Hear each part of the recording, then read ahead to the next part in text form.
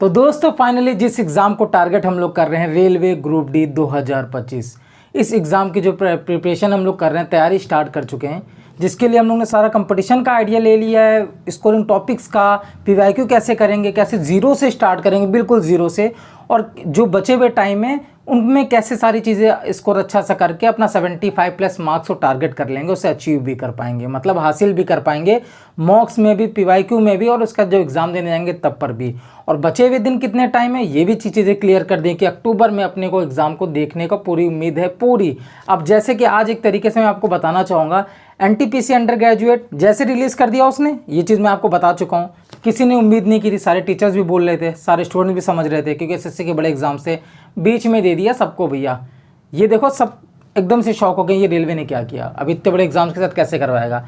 अब दूसरी बात देखिए, 0 नोटिफिकेशन SEN07 करके है मिनिस्ट्री आइसोलेटेड की, ठीक है, उसकी भी देखिए आगे स्टेटस, फॉर्म स्टेटस उसका रिलीज़ हो चुका है, आप अपना स्टेटस वगैरह देख सकते हो। उसका एग्ज़ाम भी, उसमें 3 से 4 दिन में एग्ज़ाम खत्म हो जाएगा। वो वैकेंसी किस चीज़ की है, उसमें जो रेलवे के स्कूल्स के टीचर्स वगैरह रिलीज होते हैं, मिनिस्ट्री ऑफ आइसोलेटेड। इसमें पहले रेलवे के स्टेनोग्राफर्स की वैकेंसी आती थी, वो पद हटा दिए गए, और भी कुछ पद आते थे वो हटा दिए गए, लेकिन अभी कुछ वैकेंसीज़ हैं उन पे बहुत से स्टूडेंट्स नहीं पढ़ते हैं फॉर्म, क्योंकि उसकी जो एलिजिबिलिटी है उसमें क्वालिफिकेशन भी थोड़ी हाई मांगी जाती है, अलग अलग चीज़ों की हैं। टीचर के लिए उनका स्पेशल जो चीज़ें होती हैं कोर्स, या फिर उनके जो भी चीज़ें डिग्री वगैरह, वो लॉ की चीज़ें मांगी जाती है एलिजिबिलिटी में। और उसके बाद स्टेनोस की पहले आती थी, तो स्टेनोग्राफर्स के लिए आती था। तो ये सब चीज़ें पोस्टर्स में 3 से 4 दिन में सारा एग्ज़ाम ख़त्म कर दिया जाएगा। वो ठीक आप ये मान कर लो, जब भी स्टेटस वगैरह आ जाता है उसके 30 से 40 दिन बाद वो एग्ज़ाम का क्लियर होने लगता है।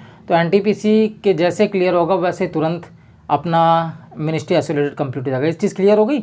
और जो हम लोग अक्टूबर में गैस करके चल रहे थे, पूरी तरीके से मान के कि अक्टूबर नवंबर में हम लोग को हर हालत में ग्रुप डी स्टार्ट होता हुआ दिख जाएगा, उससे रिलेटेड नोटिफिकेशन देखने को मिल जाएगी। तो मिनिस्ट्री आइसोलेटेड वाले स्टूडेंट भी सोच रहे होंगे उनका एग्जाम कब होगा, कोई अता पता नहीं है। अभी तो ग्रुप डी नहीं हुआ, अभी एनटीपीसी नहीं हुआ, लेकिन एनटीपीसी भी आगे तुरंत उनकी देखिए आ गई। तो सरप्राइज सबको कर रहा है। अभी ग्रुप डी की बारी है, अब ग्रुप डी के स्टूडेंट को सरप्राइज करेगा अक्टूबर नवंबर की डेट दे के एग्ज़ाम चालू करके, उस मंथ को टारगेट करते हुए, उस लिमिटेड टाइम को हम लोग को अब सीरियस होना है। देखो मैं आप सबसे बोलना चाहूँगा एक बात क्लियर यहाँ पे, ये चीज़ मैं आपको इसलिए बता रहा हूँ, ये आप स्किप भी कर सकते थे, जिनको देखना, जो वीडियो को प्ले करके पूरा देख रहे हैं, मतलब वो डेडिकेटेड है इस एग्ज़ाम के लिए, बहुत सीरियस है, उनको हर हालत में नौकरी चाहिए। मैं आप सबसे बोलना चाहूँगा, उन स्टूडेंट्स की कैटेगरी में मत आना जो बरसाती मेढक, बरसात के मेढक, जैसे जब बारिश होती है पानी भर रहा होता है तो मेढक निकल आते हैं सीजनली वाइज, मतलब सीज़न जब होता है तब निकलते हैं बरसात में ही। तो वैसे ही कुछ स्टूडेंट्स होते हैं, जब फॉर्म की नोटिफिकेशन आती है, फॉर्म आया चल के भर देते हैं, ठीक, उसके बाद वो गायब हो जाते हैं, 2-4 इधर उधर से कोर्सों से खरीद लिया, गायब, भूल जाते हैं, दूसरे की तैयारी वारी में दूसरे का ऐसे फॉर्म खेलते हैं। और फिर जब उसकी वेके पूरा सोए करेंगे, यूट्यूब पे बिजी रहेंगे, रील्स में बिजी रहेंगे, और दुनिया समाज से बोलेंगे कि हम तैयारी कर रहे हैं, वो दिखावे वाली तैयारी करती होती है। और वैसे ही जैसे एडमिट कार्ड होगा तुरंत वो तैयारी में एक्टिव हो जाते हैं। Top 100 question, top 500 question, 30 days की स्टडी जी, 40 डेज की स्टडी जी, मॉक में स्कोर कैसे, मतलब सब चीज़ें समझ रहे हो। तो वो वाली कैटेगरी में आपको नहीं आना है, आपको वो आना है जिसने फॉर्म भर दिया है, वो फाइनल सिलेक्शन लेके जाएगा इस भर्ती में से एक सीट अपनी उस जोन से जिससे आपने फॉर्म फिल किया, उसमें से सिलेक्शन लेके जाओगे, वो उस कैटेगरी में आना है। तो उसके लिए आपको पता है सरकारी नौकरी आज की डेट में लेना आसान नहीं है, ऐसे टाइम पास करके नहीं ली जा सकती। डेली कंसिस्टेंसी मेंटेन करके, daily hard work plus smart work करके तब हासिल किया जा सकता है ये नौकरी। समय तो बदल देगी आपका, ये मानो ना मानो, हैसियत सब चीज़ बदल देगी, जो आपकी हैसियत होती है ना वो भी पहचान बदल देगी पूरी तरीके से। और उसी के साथ साथ आने वाली पीढ़ियों के लिए भी, और आपको फाइनेंशियल इतना स्टेबल कर देती है, जहां आज आप किसी से पैसा मांग रहे हो, वो भले आपके माँ बाप हों, भाई बड़े बहन छोटे भाई, किसी से भी हेल्प लेते हो, पैसा देते हैं, क्योंकि इस एज में उनसे पैसा मांगो तो आप समझ रहे हो क्या फील करना पड़ता है। देते टाइम भी कैसे बोलते हैं, वो गलत नहीं बोलते हैं, लेकिन वो कहते हैं अब कब तक हो गया, हर चीज़ कुछ ख़रीदना होता है, बस ये सोचते हैं जल्दी से अपना कमाए लगे तभी खरीद लेंगे। किसी को किसी ट्रैवलिंग टूर पे करते हुए जाते, घूमने में जाते देख रहे हो, बस हम भी जल्दी सब ठीक कर लेंगे। हम लोग उसको हकीकत में बदलना है। हमें बस एक बार मैं बता रहा हूँ, सरकारी नौकरी का टैग लगने के बाद लाइफ चेंज हो जाती है, इंडिपेंडेंट बन जाओगे। कहीं जाने के लिए आज सोचना पड़ता है, पूछना पड़ता है, इंडिपेंडेंट बन जाओगे ना, खुद के मालिक सरकारी नौकर बन जाओगे, समझ रहे हो। ये जॉब आपकी ये नहीं बोलूँगा कि आप पूरी ज़िंदगी पलट देगी, क्योंकि इतने पैसे में जितना वेतन आएगा उतने में पूरी लाइफ नहीं पलट जाती है, लेकिन फाइनेंशियली जो आप अभी आपका स्टेटस है उसको स्टेबल कर देगी। जो हालात अभी हैं उनको बिल्कुल फिक्स करेगी, जिससे आप आगे बड़े ग्रेड पे के एग्ज़ाम्स के लिए, बड़ी पोस्ट के लिए आप तैयारी कर सकते हो, या फिर अपना आगे जो भी आपको सोचना है उस चीज़ के लिए। ठीक है, ये चीज़ मैं आपको बताना चाह रहा था यहाँ पे। तो दोस्तों बस मैं यहाँ आप हर एक सीरियस स्टूडेंट से हाथ जोड़ के कहना चाह रहा हूँ, भाई हाथ से मत जाने देना। इसीलिए मैं आपको डिटेल में हर दिन मोटिवेट करने की कोशिश कर रहा हूँ, ताकि आप जगो जुड़ो और लगातार प्रैक्टिस में लग जाओ, लगातार पूरा सिलेबस कंप्लीट करने में लग जाओ, और पूरा फोकस आपका सिर्फ एक गोल रहे, आपका सरकारी नौकरी, वो भी कौन से एग्ज़ाम को जिसको फॉर्म फिल है, जिसकी तैयारी कर रहे हो, इसी को फोड़ना है, इसी में एक सीट लेनी है। भटकने ही में आधा जीवन बर्बाद हो जाता है। इसकी वैकेंसी आई, 2-4 वीडियो देखिए, अरे इसमें सिलेक्शन आ रहा है, इसमें मैथ नहीं आती, वो नहीं आती, ये सब नहीं करना है। अब तैयारी स्टार्ट करिए, तैयारी ख़त्म भी करेंगे इसी पे, ऐसी सोच लेके चलो। आप सिलेक्शन इस पे लेके चलेंगे तभी सिलेक्शन होता है, मेंटेलिटी चेंज करनी पड़ती है। तो दोस्तों हमारा जो प्लान था उसके बेसिस पे हमने ये चीज़ें आगे चल रहे हैं। जो आज हम लोग ने तैयारी का बोला था, पूरी तैयारी हम लोग ने सब चीज़ें, रणनीति पूरी समझ ली है, सारा कंपटीशन समझ लिया है, सब चीज़ समझ ली, हर वीडियोज़ प्लेलिस्ट बनी है, आप देख सकते हो। तो जो लोग नए चैनल पे आए तो सब्सक्राइब कर लेना, इसमें आपको इतनी इन्फॉर्मेटिव वीडियोस मिलेंगे। आज अगर आपका जितना भी स्कोर आता है, आने वाले जितने भी डेंस में आप एग्ज़ाम तक की जितनी वीडियोस आप देखोगे, या आपको सच में अगर आपने फॉलो किया तो इस बार आपकी नौकरी कंफर्म है। हर एक स्टूडेंट की, मेरी भी और हर एक स्टूडेंट की जो वीडियो देख रहा है, क्योंकि साथ में प्रिपरेशन करेंगे, डेली करेंगे, एक दूसरे को कभी रुकने नहीं देंगे, और मेहनत करने वाले, लगातार मेहनत करने वाले को सक्सेस ज़रूर मिलती है। समय बदलने आए यार अपना। तो आज हम बात करते हैं आज का टास्क का, हम शुरुआत किससे करेंगे? तो सिंप्लीफिकेशन से मैथ में स्टार्ट करेंगे। जो टॉपिक है मैथ्स में सिंप्लीफिकेशन से स्टार्ट करने का रीज़न क्या है? कैलकुलेशन।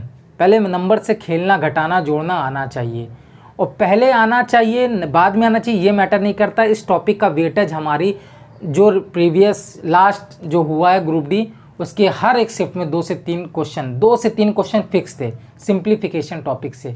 ये टॉपिक ऐसा है, कैलकुलेशन वाला है, तो टाइम टेकिंग भी बन जाता है, और ये टॉपिक ऐसा है कि कभी कभार जल्दी उड़ाने के चक्कर में, सिली मिस्टेक के चक्कर में इन निगेटिव भी देके चले जाता है। ये टॉपिक ऐसा है कि फिक्स है, फ्री के नंबर भी दे रहा है अगर आपने इससे प्रैक्टिस बना ली है। तो इस टॉपिक को सबसे पहले इस पर स्टार्ट करेंगे, इसका पैटर्न समझेंगे, कैसे इसको कंप्लीट किया जाता है, सिंप्लीफिकेशन, बॉर्ड मार्क्स वगैरह प्रैक्टिस करेंगे। वार्म अप होगा मैथ्स के लिए हम लोग का, अच्छा सा वार्म अप होगा। और प्लीज़ नॉइज़ को, ये हॉर्न वगैरह जो व्हीकल्स के साउंड है इन्हें इग्नोर करना। और रीजनिंग में दोस्तों में स्टार्ट करेंगे अल्फ़ाबेट से।